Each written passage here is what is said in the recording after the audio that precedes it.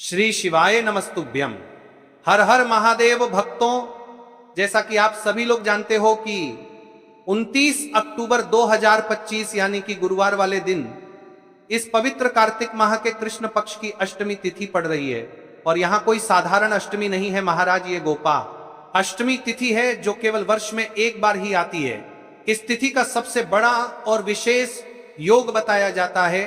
ऐसा कहा जाता है कि इस दिन किए जाने वाले यह कार्य, यह उपाय, यदि घर की कोई भी माता बहन या घर का कोई भी एक सदस्य इन उपायों को करता है, अपने घर में इन छोटे छोटे कार्यों को करता है, उसे घर में सदैव धन धान्य में वृद्धि होती है, माता लक्ष्मी का स्थायी वास होता है और जीवन में चल रही सारी समस्याएं समाप्त होती है।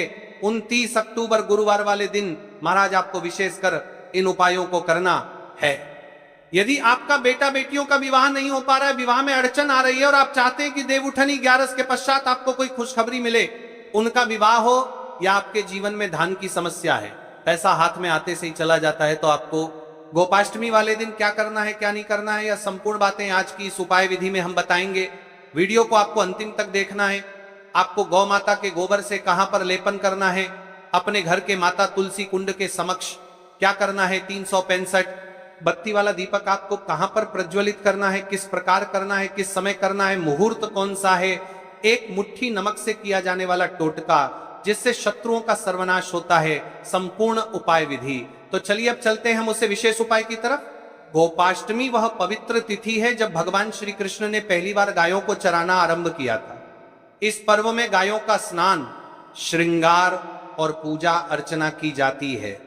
शास्त्र कहते हैं कि गाय में सर्वदेवमयी शक्ति निवास करती है।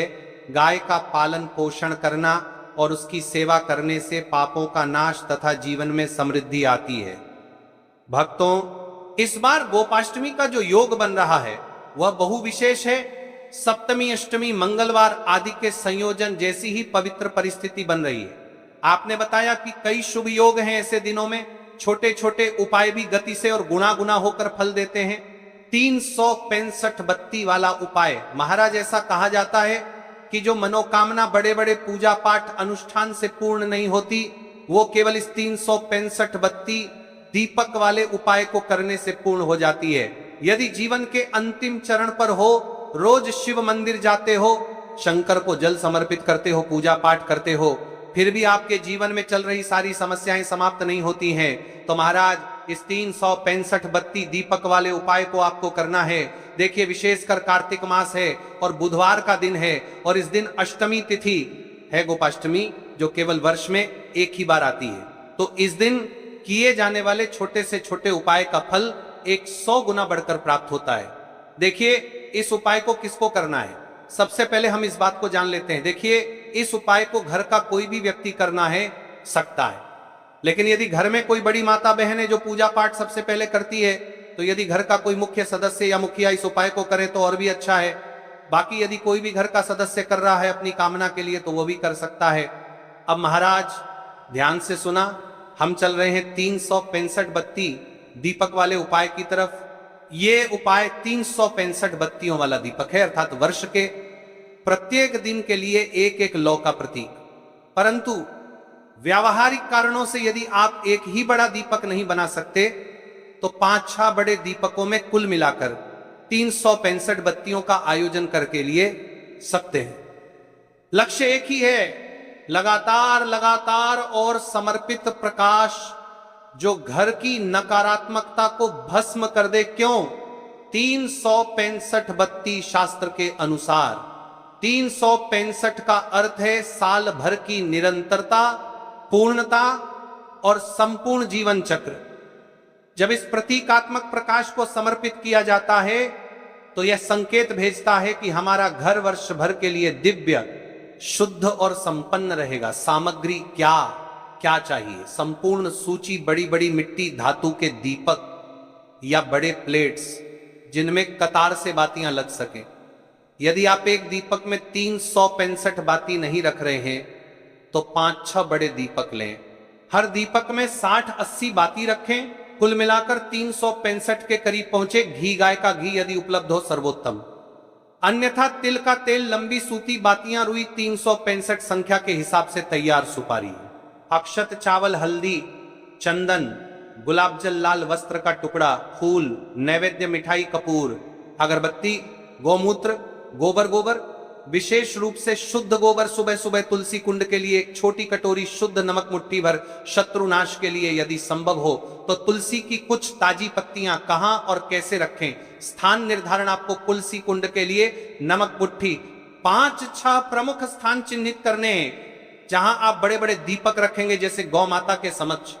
यदि घर में गौ माता मौजूद हो अथवा आप किसी गौशाला के समीप जा रहे हो, पहला और प्रमुख दीपक मंदिर पूजा स्थान, घर का मुख्य मंदिर, दूसरा दीपक तुलसी कुंड के पास, तीसरा दीपक तिजोरी धन रखने के स्थान के पास, चौथा दीपक मुख्य द्वार के समीप आगमन द्वार, पांचवा दीपक यदि विवाह संबंधी बाधा है तो एक दीपक विवाह स्थान या परिवार के मुख्य सदस्य के कक्ष के निकट रखें। ध्यान, यदि आप गांव गौशाला में जाकर गोपालों के समक्ष दीपक जला पा रहे हैं तो गौ माता के समक्ष दीपक अवश्य वहीं बलिदान करें, इससे फल और भी तेज आता है। विधि सुबह स्नान करके स्वच्छ वस्त्र धारण कर लें, मंदिर को साफ करें, तुलसी को शुद्ध करें, 5-6 बड़े दीपक स्थान तय कर लें और हर स्थान पर बड़े बड़े दीपक रखें। प्रत्येक दीपक में घी तेल भरे बाती लगाएं। यदि बातियां 365 तक नहीं पहुंचा पा रहे तो 5-6 दीपकों में बांट दें। पूजा मंच पर बैठते हुए हाथ जोड़कर और मन शांत कर पहले गोमाता के चरणों में फूल प्रसाद अर्पित करें। पहले दीपक गोमाता के समक्ष को प्रज्वलित करते हुए बोले, गोमाता ये नमः। हे गोमाता, ये दीप हम आपकी सेवा और आशीर्वाद हेतु अर्पित करते हैं। कृपा करके हमारे घर को दैवीय सुख और समृद्धि दें। क्रमशः प्रत्येक स्थान के दीपक जलाएं। हर बार 3 बार छठी मैया, गायत्री, देवी, श्री गणेशाय नमः जैसे संक्षिप्त उच्चारण करें। आपके स्थानिक परंपरा अनुसार जब सारे दीपक जल जाएं तो 5-10 मिनट मन मंत्र में बैठकर ध्यान करें। दीपों की लौ को देखिए और मन में अपनी प्रमुख मनोकामना स्पष्ट रखें। अंत में प्रत्येक दीपक के पास हल्का सा अक्षत और पुष्प समर्पित करें। यदि आप एक दीपक में 365 बाती नहीं रख सकते, वैकल्पिक तरीका 5-6 बड़े दीपक लें। हर दीपक में लगभग 60-80 बाती रखें। कुल बत्तियां 365 के आसपास, या आप छोटे छोटे मिट्टी के दीपक दियों की पंक्ति बनाकर उन्हें कुल 365 तक जला सकते हैं, पर यह अधिक समय लेगा। यदि संसाधन कम हो तो कम बातियों वाले दीपक लें, पर उसे 7 दिनों तक रोज जलाकर रखें। पर परंपरा में आज का दिन एकदम विशेष है, इसलिए संकल्प के साथ आज ही अधिक संख्या में बत्तियां जला पाना श्रेष्ठ है।